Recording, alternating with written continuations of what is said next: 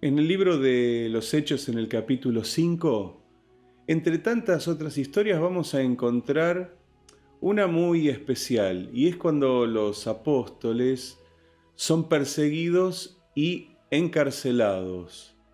situación difícil que comenzaban a vivir ya los cristianos de ese primer siglo, representados en primer lugar en la vida de aquellos hombres que habían sido seguidores de Jesús. Pero también vamos a encontrar que inmediatamente a este hecho aparece un personaje que se llama Gamaliel. Gamaliel era un rabino, uno de los más importantes de Israel, que tenía una línea farisaica, pues él era nieto de otro rabino muy anterior que creó una de las escuelas del judaísmo más importantes y era Hillel. Un reconocido doctor en la ley, un teólogo y uno de los grandes maestros del judaísmo aún reconocidos hoy día.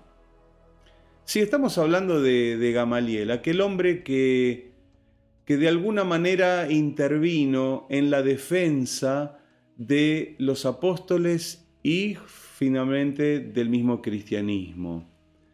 Este Gamaliel, según el libro de Hechos en el capítulo 22, Saulo de Tarso o Pablo ya lo nombra como su maestro. Pablo dice que él se sentaba a los pies de Gamaliel para poder entender todo lo que tenía que ver con la ley judía. Como fariseo, sabemos bien que coincidía con los cristianos en algunos puntos doctrinales y teológicos. Los fariseos, como los cristianos, creen en la resurrección de los muertos, creen en los ángeles y creen en la existencia del Espíritu. Por lo tanto, este era un punto en común que tal vez fue el que ayudó a que Gamaliel se interpusiese entre los otros judíos y los apóstoles. Dice la historia extrabíblica, en aquellas crónicas que quedaron grabadas pero fuera de las páginas de la Biblia, en la tradición cristiana, que Gamaliel se convirtió al cristianismo, terminó creyendo en Jesús, pero él siempre mantuvo su puesto dentro de la institución judía llamada el Sanedrín, que era un alto tribunal que juzgaba todas las cuestiones que tenían que ver con el judaísmo. Entonces, ante esta inminente acusación y muerte de los apóstoles, aparece este hombre. Por eso he dado un título a este mensaje que tiene que ver con la fe y las convicciones que este hombre tenía en su corazón. La fe gamalielita. Y me gustaría descubrir junto a ustedes en una pequeña porción de este relato las convicciones de la fe de Gamaliel. ¿Qué creía él? Y él lo declara muy enfáticamente en el versículo 38, que podemos leerlo ya mismo y que dice así: y ahora os digo, apartaos de estos hombres y dejadlos, porque si este consejo o esta obra es de los hombres, se desvanecerá. Mira qué interesante la comprensión que tenía Gamaliel acerca de la humanidad y de las obras de los hombres. Si las cosas que los hombres hacen no están respaldadas o impulsadas por Dios, las obras de los hombres son absolutamente perecederas. Para reforzar este argumento, Gamaliel cita dos eventos que habían sucedido unas cuantas décadas atrás entre ellos. Por eso en el versículo 36 habla de un hombre que se llamaba Teudas. Este Teudas fue un revolucionario que se presentó como libertador y que quiso ocupar el puesto de Mesías en Israel. Pero obviamente, como no estaba respaldado por Dios, a este hombre lo matan y esos 400 que lo seguían terminaron dispersándose. Usó Gamaliel esta historia para demostrar la verdad que él quería dejar en claro.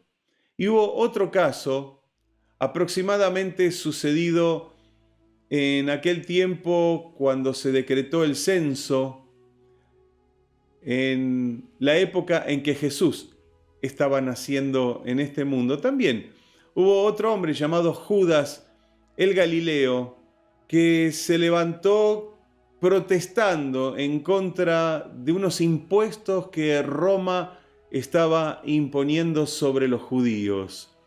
Pero obviamente también muerto sus seguidores se dispersaron. Y él usa estos dos hechos históricos para dejar esclarecida esta verdad. Una verdad que es una verdad a medias, porque también sabemos que muchos sucesos de este mundo, sabemos que las cosas que suceden, aunque a veces no están respaldadas por Dios, van a permanecer algunas de ellas por unas cuantas décadas. Pero lo que quiero rescatar es lo siguiente: las obras de los hombres son perecederas. Todo lo que los hombres hacemos, podríamos decir en una expresión bastante común, tienen fecha de vencimiento. Por eso decimos que el valor de la enseñanza de Gamaliel no es absoluto. Pero lo que sí es cierto es que todo lo que los hombres hacemos es perecedero, dura pocos años, así como la vida. Es tan corta que aunque uno a veces piensa que 80 o 90 años es mucho, en realidad pasan a una velocidad increíble y no nos damos cuenta que nuestras obras finalmente en esta tierra, solamente las obras de carácter humano, nuestros trabajos, nuestras profesiones o las cosas que hemos podido hacer o construir, un día van a tener que ser destruidas y van a tener que ser derribadas. Nosotros solo estamos de paso en esta tierra, viviendo años fugaces que van a irse rápido. Sin embargo, hay muchos que viven en esta tierra como si fueran a quedar permanentemente, como si tuvieran una permanencia eterna en esta tierra, ignorando también que ellos tienen fecha de vencimiento. Ahora, de esta intervención de Gamaliel surge otra verdad que debemos reconocer, y es que Dios defiende su causa y defiende a los suyos de las maneras más insólitas.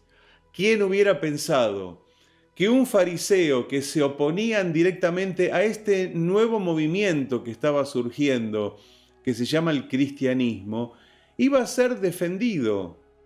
Nadie podría haber imaginado que uno de los grandes maestros de la ley, uno de los directores del Sanedrín, uno de los hombres más importantes de la nación respecto a la religión judía, se ponía en el medio defendiendo la vida de los apóstoles y defendiendo en un segundo término la causa del Evangelio.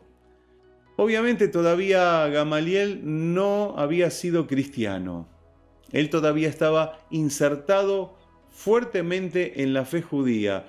Sin embargo, fue un instrumento de Dios para la difusión del Evangelio y la preservación de la vida de los apóstoles, porque Dios tiene todos los recursos en sus manos.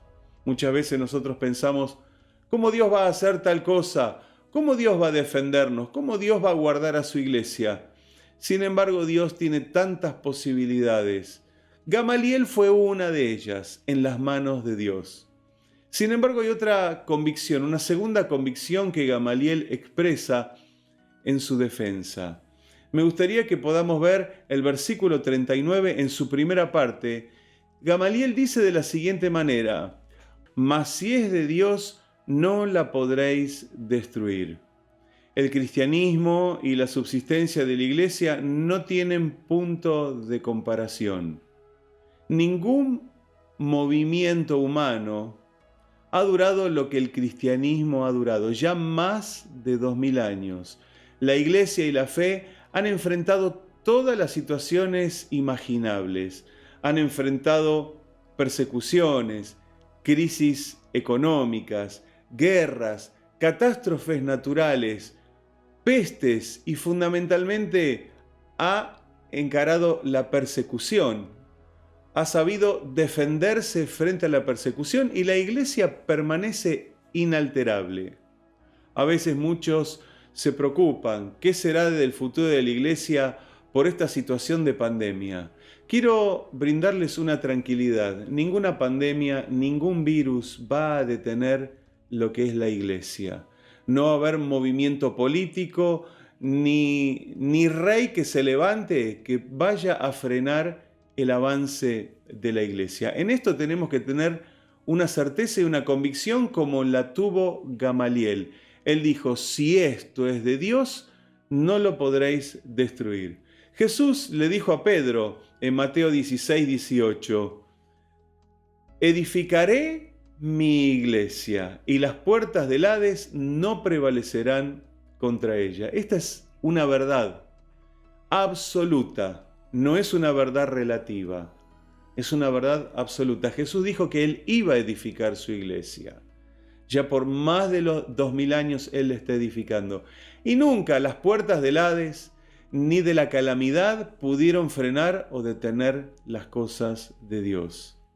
El consejo de Gamaliel para sus colegas fue de suma importancia en la parte B del mismo versículo. Miren lo que él le dijo también a sus colegas.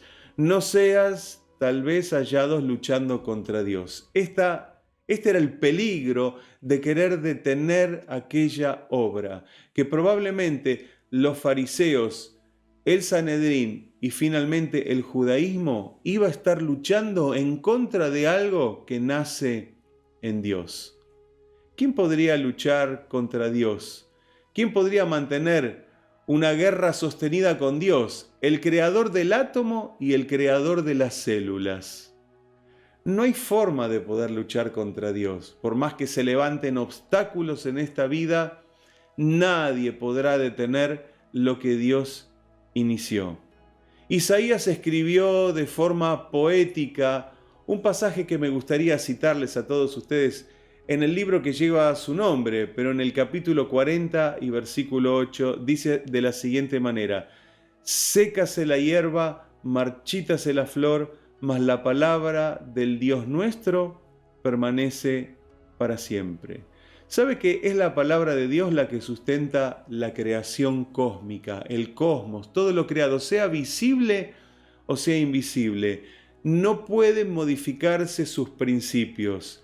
El cielo y la tierra pueden pasar, pero la palabra de Dios que sustenta todo nunca va a pasar. Siempre va a tener vigencia. Ella no tiene fecha de vencimiento. Ahí podemos tener una verdadera seguridad cuando nos afianzamos a la palabra de Dios y a lo que Dios ha iniciado. Por eso Gamaliel, sin ser cristiano todavía, él tiene una fe muy convincente. Él tiene en claro los principios espirituales. Los hombres somos perecederos y nuestras obras también lo son. Sin embargo, las obras de Dios no pueden ser detenidas, no tienen vencimiento, nada las podrá vencer. Así que estar del lado de Dios es estar en un lado seguro. Estar de la vereda de enfrente de Dios es estar en la vereda de lo perecedero. Por eso yo le insto en este día a que usted pueda tomarse de Dios, tomarse de su palabra, tomarse de la fe en el Señor Jesucristo, porque esto no va a perecer. Aquellos que confían en Dios tienen una promesa. Jesús lo dijo: el que cree en mí, aunque su cuerpo esté muerto, aunque la persona físicamente se muera, seguirá vivo. Esta es la garantía que nos da la palabra de Dios. Y yo espero que en este día aceptes esta palabra en tu corazón. Está dicha por Gamaliel, un hombre que creía en Dios, un hombre que tenía una fe bastante convincente, un hombre que demostró sus convicciones a través de sus dichos porque partían de sus profundas convicciones en Dios. Yo espero que en este día tus convicciones en Dios también sean tan profundas como las que tuvo Gamaliel y que puedas admitir a Dios en tu vida y en tu corazón. Cerra tus ojos, vamos a hacer juntos esta oración. Padre Dios, te agradecemos este día que nos das. para poner nuestra fe y nuestra certeza en ti. Cuando confiamos en las cosas de esta tierra, cuando ponemos nuestra fe en nuestros gobernantes, cuando ponemos nuestra fe en una institución, sabemos que en un momento seremos defraudados. Pero cuando ponemos la fe en ti, Señor, que eres eterno, y tu palabra, que no tiene fin ni fecha de vencimiento, estamos, Señor, asegurando nuestras vidas. Yo te pido que todos los que han escuchado este mensaje puedan asegurar sus vidas tomándose de ti y que podamos entender la convicción y la fe de Gamaliel, un hombre que demostró creer en ti. Señor, gracias te damos por permitirnos poner nuestra fe y nuestra confianza en tu palabra y fundamentalmente en Jesús como nuestro Señor y Salvador. Gracias, Dios, por todo. Amén. Gamaliel no era cristiano todavía cuando dijo estas palabras, pero los principios espirituales ya estaban establecidos en su corazón y él demostró una fe muy convincente. Que nosotros también podamos tener el mismo tipo de fe. Dios te bendiga.